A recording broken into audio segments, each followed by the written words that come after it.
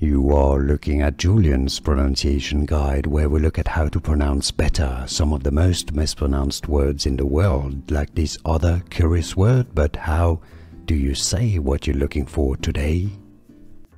How do you pronounce the name of the city in Belgium? A city with a French-Belgian name in the French-speaking part of Belgium.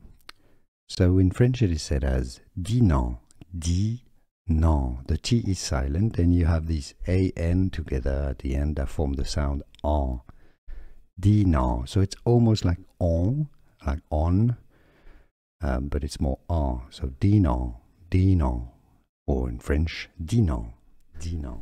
Here are more videos on how to pronounce more confusing words and names too many mispronounced. Like this video if you found it useful. I appreciate your support. I'll see you soon, and thanks for watching.